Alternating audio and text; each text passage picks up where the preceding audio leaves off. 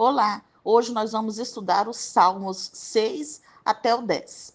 O Salmo 6 consiste em um lamento individual. Tal como acontece em muitos lamentos, o salmista expressou sua confiança no Senhor.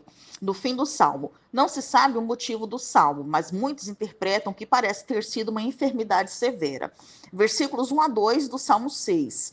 Esse é o primeiro dos 7 salmos penitenciais, aqueles em que o salmista humildemente percebe sua difícil situação, expressa sua dor e demonstra um novo compromisso de permanecer na presença de Deus. Não sabemos a causa da dor de Davi, mas qualquer que seja, ele buscou em Deus o remédio.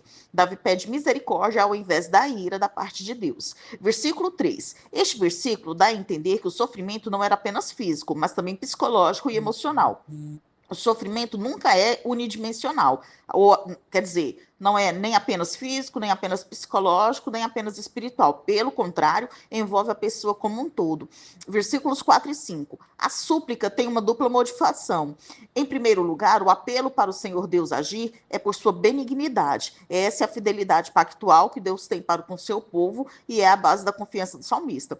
Em segundo lugar, o salmista falou de um prejuízo no louvor ao Senhor Deus se ele fosse para o sepulcro, ou seja, se o salmista morresse. Isso parece um tanto ousado, mas tais apelos são comuns em salmos de lamentação como forma de motivar Deus a agir. Versículos 6 e 7. O sono tem fugido de Davi por causa de sua grande agonia. A extensão da angústia emocional do salmista é ressaltada nestes versículos. Seu choro é tão intenso que seu travesseiro e sua cama estão encharcados de lágrimas. A menção de inimigos introduz outra dimensão ao sofrimento, a impotência diante de inimigos por causa da situação de enfermidade do salmista. Versículos 8 e 10. Em meio às suas dificuldades, a coragem surge de modo surpreendente quando ele se dirige aos seus inimigos. Essa ousadia também tem uma única base, a de que a confiança do salmista está totalmente alicerçada na atenção e intervenção absoluta de seu Senhor. Em essência, a oração termina com uma declaração de confiança de que Deus removerá o seu sofrimento e o infligirá aos seus inimigos. Agora nós vamos estudar o Salmo 7. O Salmo 7 é um lamento e salmo de refúgio por uma pessoa inocente cercada de inimigos. Assim como uma pessoa falsamente acusada de assassinato podia encontrar abrigo na casa de Deus e apelar ao tribunal divino, assim também o salmista entregou seu caso a Deus. Seus protestos de inocência referem-se a acusações específicas e não são uma reivindicação de impecabilidade. Versículos 1 a 2 do Salmo 7. O uso da palavra os que me perseguem para descrever inimigos indica que o salmista era um homem procurado. Parece que o salmo foi escrito em uma das várias fugas de Davi para se esconder de Saul. Ele compara seus perseguidores coletivamente a um leão que despedaça sua presa. Essa é uma descrição animal muito usada para inimigos nos salmos. Os leões espreitam em lugares ocultos a fim de atacar suas presas. Sua boca e seus dentes são ameaçadores e também o seu rugido. Versículos 3 a 5. Davi nega as acusações dos seus inimigos, pedindo que o próprio Deus seja juiz entre ele e eles. E Davi não temia invocar uma maldição contra si mesmo, visto saber que era inocente. Versículos 6 a 8. Invocar o juízo divino sobre inimigos é conhecido como imprecação.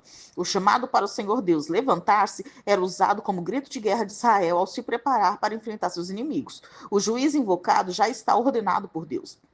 O Senhor Deus é o juiz de toda a terra e prometeu julgar o mundo inteiro, de modo que esse pedido do salmista está de acordo com o caráter de Deus e sua promessa. Alguns identificam o ajuntamento de povos como sendo a Assembleia Divina de Anjos. No entanto, povos é mais usado para nações e provavelmente representa um ajuntamento de nações perante o Senhor Deus, o juiz. Esta sessão termina com um pedido de defesa baseado na justiça e integridade de Davi. Versículos 9 e 11 a 11. O salmista aponta que Deus é um justo juiz, a quem todos os povos prestarão contas. Por isso, sua indignação está direcionada contra aqueles que ameaçam os que lhes são fiéis, os justos e os retos de coração. Nos Salmos, o julgar é com frequência uma ação salvadora. Deus intervém em favor do inocente e do oprimido. O livramento em questão, então, faz parte do grande projeto de Deus de colocar todo o mundo de volta em sua ordem correta. Versículos 12 e 13. Existe uma saída para os perseguidores, ou seja, eles podem buscar ao Senhor. Essa frase alerta os ímpios e os convida ao arrependimento. Ela também ajuda o justo a preferir e desejar que seus opressores se voltem para Deus em vez de sofrerem o castigo.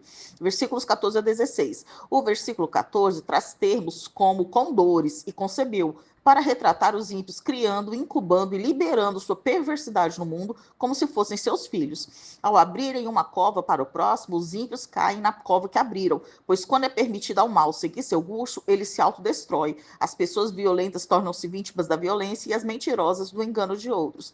Versículo 17. Apesar das dificuldades, o salmista canta louvores em razão de confiar em Deus. Para o justo, a justiça do Senhor, na condição de Senhor Altíssimo, leva à ação de graças e ao cântico de louvor, porque o propósito da justiça de Deus prevalecerá. Agora nós vamos estudar o Salmo 8. O assunto do Salmo 8 é a excelência de Deus em suas obras de criação, um dos temas principais da literatura de sabedoria. Este salmo pode ser chamado de poema de sabedoria, ponderar a exaltação por parte de Deus da humilde humanidade, outorgando-lhe o domínio sobre a criação. Versículos 1 a 2 do Salmo 8. A majestade do nome de Deus é vista na dignidade que ele dá à humanidade.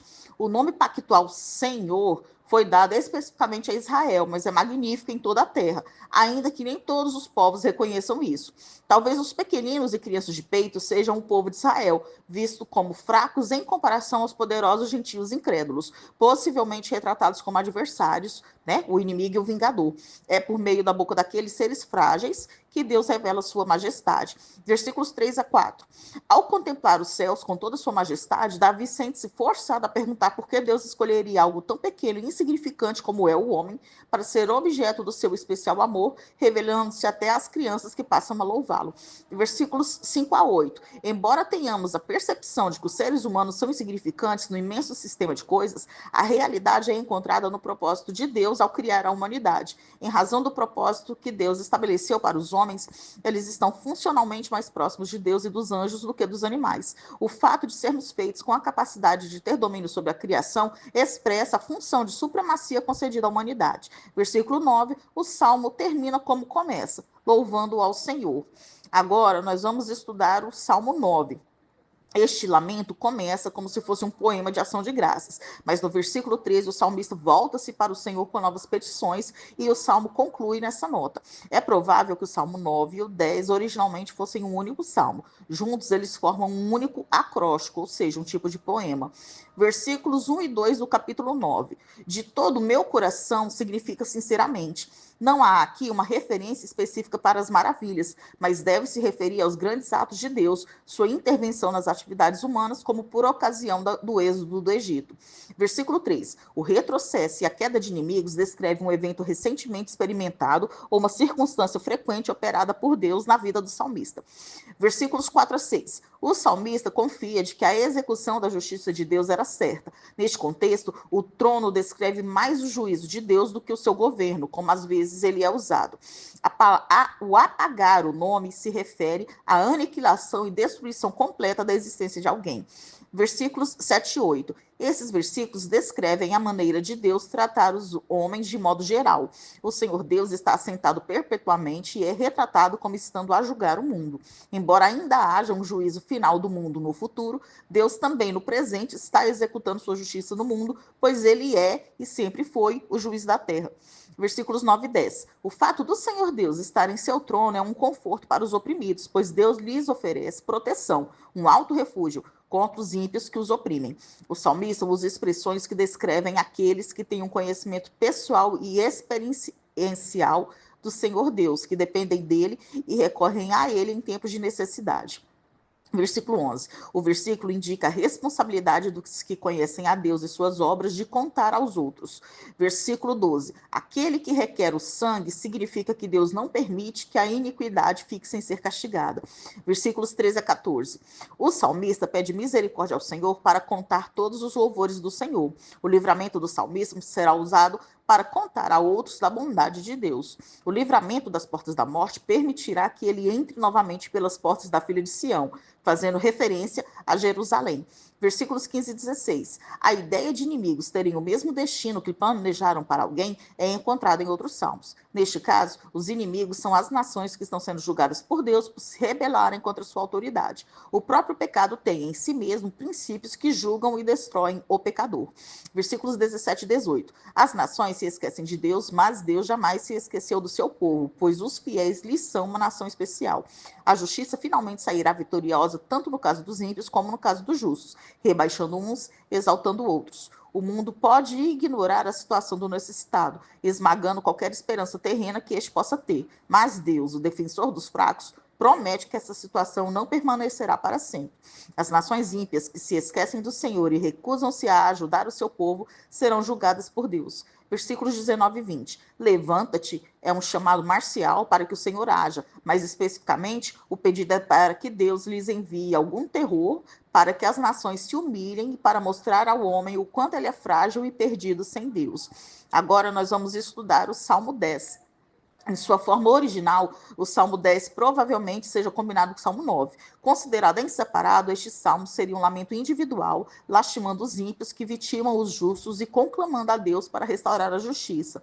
Versículos 1 a 2 do Salmo 10. A percebida ausência do Senhor Deus no sofrimento do salmista é descrita como se Deus se conservasse longe e se escondesse. Esse é outro modo de dizer que Deus não havia ainda liberado o salmista da situação em que se encontrava. O salmista pediu para que os ímpios fossem apanhados em suas próprias ciladas. Versículos 3 a 6. A arrogância do ímpio chega ao auge quando ele nega a existência de Deus. Isso não é um ateísmo metafísico, no qual há descrença absoluta da existência de Deus, e sim um ateísmo prático, que nega que Deus preste alguma atenção àquilo que as pessoas estão fazendo. A segurança do ímpio se baseia em seu pensamento de que ficará impune de tudo que desejar fazer. Ele não seria abalado no sentido de que nenhum ser superior impediria que ele faça que ele fizesse o que deseja fazer. Versículo 7. Os pecados da expressão verbal são o foco da atenção desse versículo. A boca e a língua são usados para falar, o que descreve o arsenal mortífero que pode vir das palavras do ímpio. Versículos 8 a 10.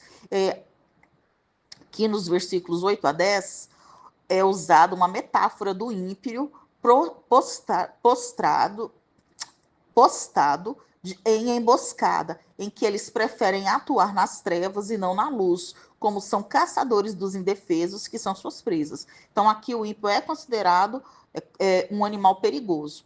Versículo 11. Este versículo indica que a boca dos ímpios atribuía uma memória fraca a Deus, ou talvez indiferença ao sofrimento humano. De qualquer maneira, é uma blasfêmia, e o justo menciona a frase para Deus a fim de provocá-la à ação que provaria que os ímpios estão errados. Versículo 12. Levanta-te é um grito de batalha, e o pedido de erguer a mão é uma expressão para a força e o poder de Deus, especialmente usada no contexto de retaliação. Versículo 14. Deus é novamente retratado como ajudador ou advogado, mas dessa vez em associação com os órfãos. Ele é o defensor por excelência dos oprimidos. Versículo 15. O pedido de quebrar o braço é um pedido para tornar os perversos impotentes para que não possam mais atormentar o justo. Quando o salmista fala a Deus, pede contas da sua maldade, ele pede que Deus faça exatamente o que o ímpio nega que o Senhor fará. E ele pede que o Senhor haja até que não haja mais maldade para prestar conta. Versículos 16 a 18. Visto que o Senhor Deus é soberano eterno, sua justiça triunfará. A declaração de que da sua terra serão desarraigados os gentios lembra a aniquilação dos cananeus da terra prometida, terra que pertencia ao Senhor Deus e foi dada ao seu povo. O resultado final é que os ímpios não mais infundirão medo aos outros, mas eles próprios serão aterrorizados. Nós terminamos aqui o estudo dos Salmos 6 a 10.